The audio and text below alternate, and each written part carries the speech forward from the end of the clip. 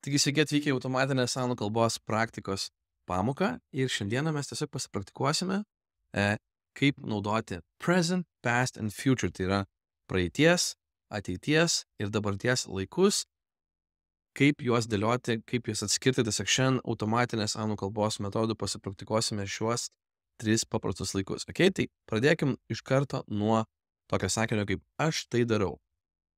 Aš tai darau. Kaip visada, jeigu reikia pasispauskit pauzę, sugalvokit atsakymą, tik tada jį pasakykit, okay? Tai aš tai darau būtų I do it. Ar ne? I do it. Tiesiog I do it. I do it. Dabar aš tai darau kiekvieną dieną. Aš tai darau kiekvieną dieną. That would be, tai būtų I do it every day. I do it every day. Ne? Aš tai darau kiekvieną dieną. I do it every day. Dabar aš darau arba aš padariau. Tai būtų I do it, tiksliau I do, arba I did it, arba šiuo atveju tiesiog I did. I do, rutiniškai aš darau, aš padariau, I did. Antra forma turim did, ar ne? I did. Tai dabar tu padarei vakar, arba tu tai padarei vakar, kaip tai skambėtų, tu tai padarei vakar. You did it yesterday.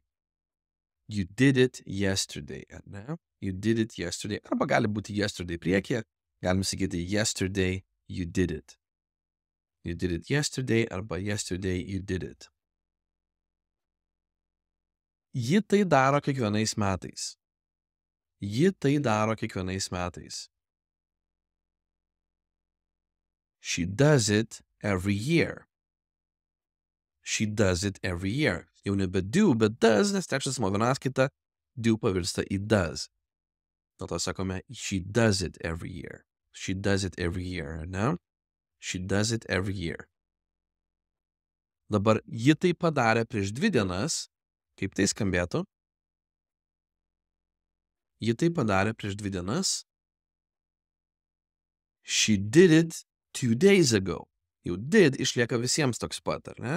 Does tik tai trečiam asmeniui vienas kitai tik esamajam laike, praeityje jau did visiems vienodas yra. I did, she did, you did, they did ir taip toliau. Tiesiog turim did.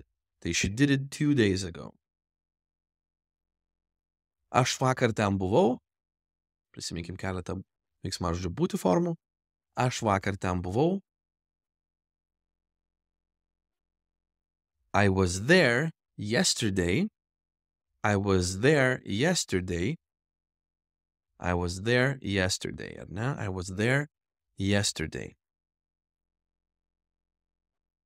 Kur tu vakar buvai? Klausia. Kur tu vakar buvai? Where were you yesterday? Ar ne? Nes you were, tu buvai, tada were you, klausimas, ar tu buvai, ir tai kai turim taisyklingą ar klausimą, dedam priekyje where ir turime where were you? Where were you yesterday? Kur tu vakar buvai, arba tiksliau, kur tu buvai vakar, ar ne? Where were you yesterday? Good. Kur tu būsi rytoj? Kur tu būsi rytoj? Where will you be tomorrow? Where will you be tomorrow? Nes tu būsi, you will be. Ar ne? Ar tu būsi, will you be. Ir kur tu būsi, where will you be. Kaip visada išlaikom taisyklingą klausimą, tik tada priekyje turime where. Tai where will you be tomorrow?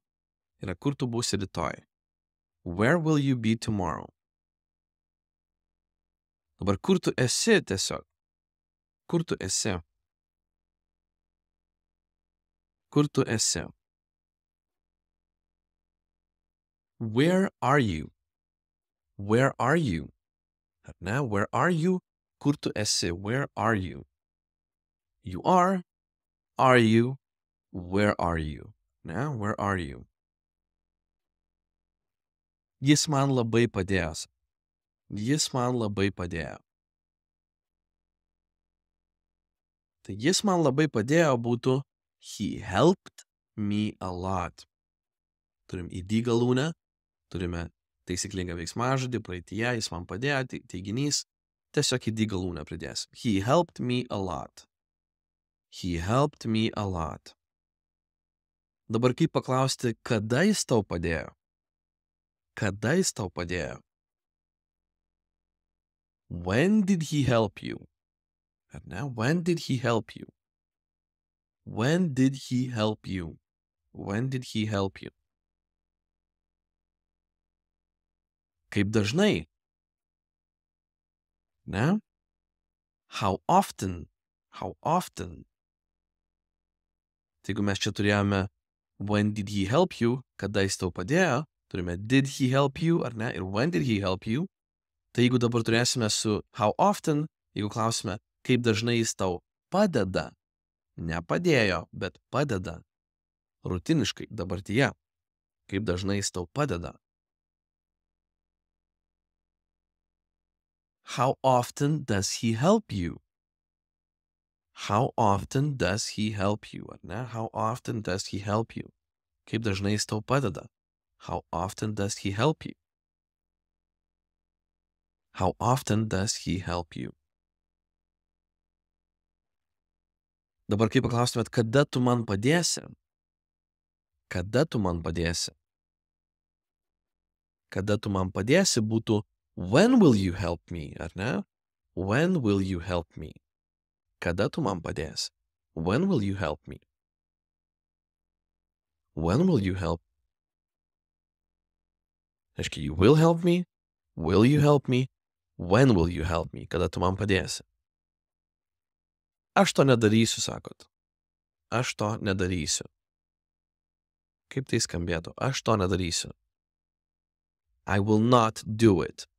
I will not do it. Aš to nedarysiu. I will not do it. I will not do it. Mes ten neisime. Mes ten neisime. We will not go there. We will not go there. We will not go there. Aš to nepadariau. Kaip pasakyti, aš to nepadariau? Neiginį padarykim dabar, ar ne? Aš to nepadariau. I did not arba I didn't do that, ar ne? Visų pirma, turi būti did not arba didn't, nes turim išlaikyti pirmiausia struktūrą, kad turim pagalbinį tą did not arba didn't ir tada tikrasis do. Atrodo, kad per daug čia tu did do, ar ne? Bet vienas iš jų tikrasis, tai yra do, o čia mes turime did not arba didn't, kaip pagalbinius, neiginius. Tai dar sėki, aš to nepadariau, tai yra du variantai. Arba I did not do that, jeigu neatskiriam, arba I didn't do that, jeigu sujungiam į vieną. Tiksliau, jeigu atskiriam ir sujungiam į vieną, ar ne? Ir padarysime tai rytoj. Padarysime tai rytoj. Tai būtų we will do that tomorrow. We will do that tomorrow, ar ne?